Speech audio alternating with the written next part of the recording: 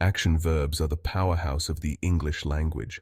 They bring life to our sentences and help us express what we do. Imagine trying to tell a story without using words like run, jump, or laugh. Learning action verbs is a key step in becoming fluent in English. These verbs allow us to describe actions, both big and small. From simple actions like eat and sleep, to more complex ones like investigate or contemplate, action verbs cover a wide range of human experiences. The more action verbs you know, the better you can express yourself. Let's dive in and start learning these essential building blocks of the English language. When learning English verbs, you'll often hear about Verb 1, Verb 2, and Verb 3. These terms refer to the different forms a verb can take. Understanding these forms is crucial for using verbs correctly in various tenses and structures. Without this knowledge, you might struggle with forming sentences accurately. Verb 1 is the base form of the verb. It's what you'll find in the dictionary. This is the form you start with when learning a new verb. For example, play is the Verb 1 form. We use this form in the present tense with I, you, we, and they.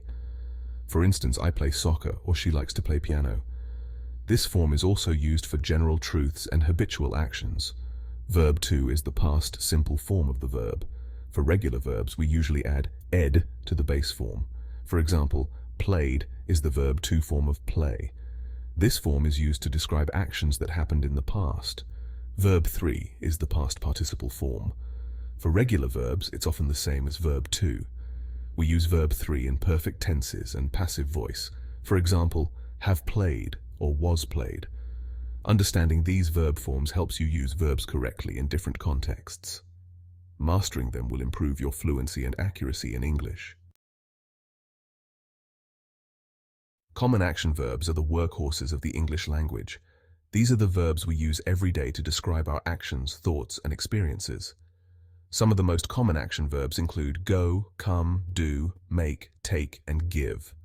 These verbs are versatile and can be used in many different contexts. For example, you can go to school, come home, do homework, make dinner, take a bath, and give a gift. Other common action verbs describe more specific actions like eat, drink, sleep, walk, run, and talk. Learning these common action verbs is crucial for fluent English. They form the foundation of most sentences and conversations. Let's start our journey through common action verbs with go. This versatile verb is one of the most frequently used in English. The base form, Verb 1, is go, the past simple, Verb 2, is went, and the past participle, Verb 3, is gone. We use go to talk about movement or travel. For example, I go to school every day uses the base form. Notice how it changes in the past tense. I went to school yesterday uses the Verb 2 form. For perfect tenses, we use gone. I have gone to school already. Go can be combined with many prepositions and adverbs to create new meanings. Practice using go in different contexts to master its various forms. Another essential action verb in English is eat.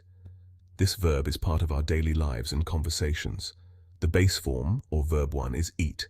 The past simple, or Verb 2, is ate. And the past participle, or Verb 3, is eaten. We use eat to describe the action of consuming food. In the present tense, you might say, I eat breakfast at 7 a.m. every day.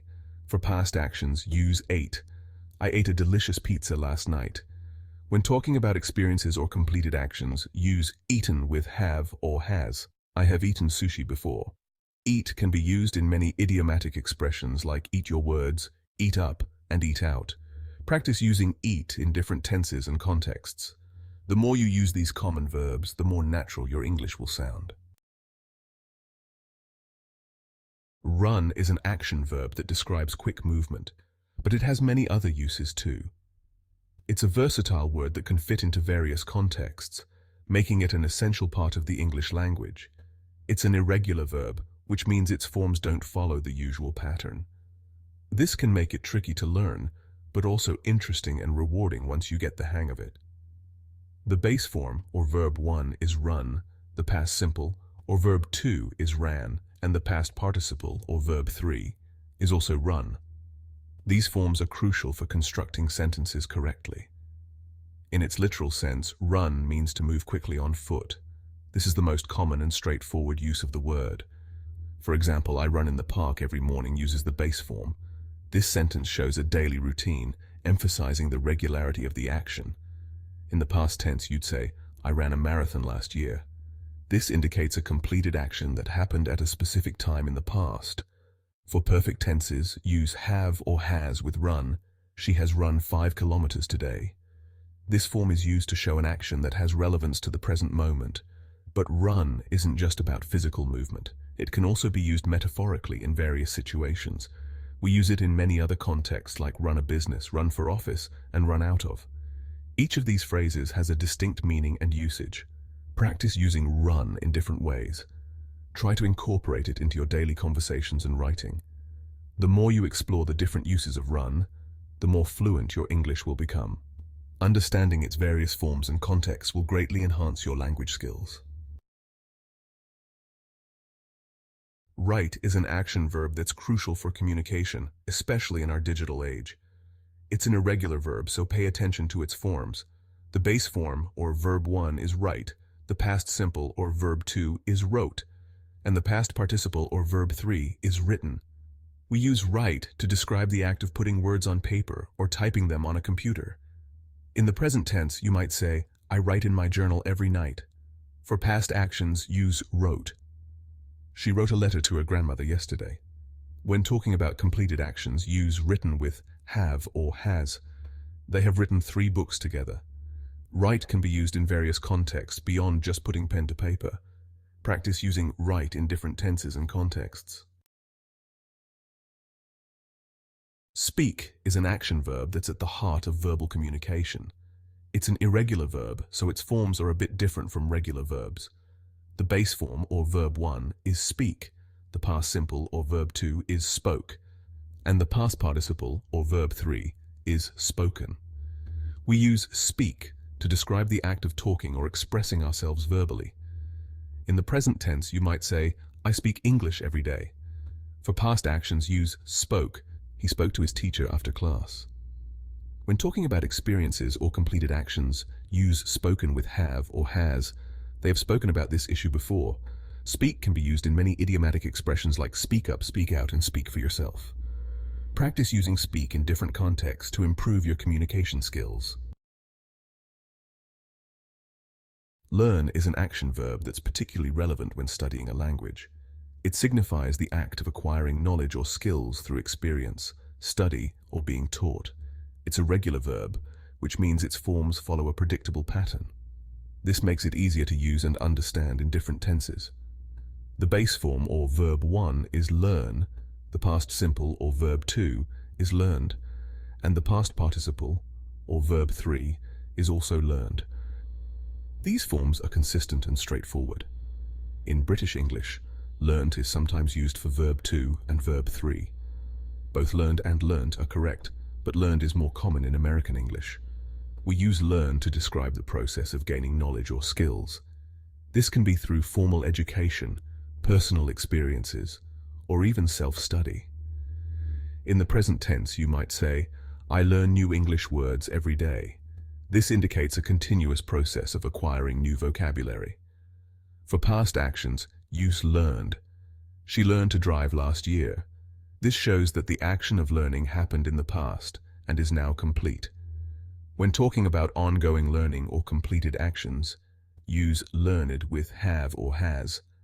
They have learned a lot about culture through their travels. This indicates that the learning process started in the past and continues to the present. Learn can be used with different prepositions to create new meanings like learn about, learn from, and learn by heart. Each combination provides a unique context and nuance to the verb. Practice using learn in various contexts to express different aspects of learning. This will help you become more proficient in using the verb effectively in your daily conversations and writing. Now that we've explored several common action verbs, it's time to put them into practice. Remember, the key to mastering these verbs is using them regularly in different contexts. One effective exercise is to create sentences using each verb form. For example, with the verb go, you could write, I go to the gym every day for verb 1. I went to the movies last night for verb 2. and I have gone to Paris twice for verb 3. Do this for each verb we've discussed. Eat, run, write, speak, and learn. Another useful exercise is to try using these verbs in different tenses. Take a simple sentence like I eat breakfast and change it to different tenses. This helps you understand how the verb changes in different time contexts. As we wrap up our exploration of 500 common action verbs, it's important to remember that this is just the beginning of your journey to fluent English. Action verbs are the building blocks of effective communication, allowing you to express a wide range of actions, thoughts, and experiences. By mastering these verbs, you've taken a significant step towards more natural and fluent English. We've looked at several key verbs in detail: go, eat, run, write, speak, and learn. Keep practicing and using these verbs in your daily life to continue improving your English skills.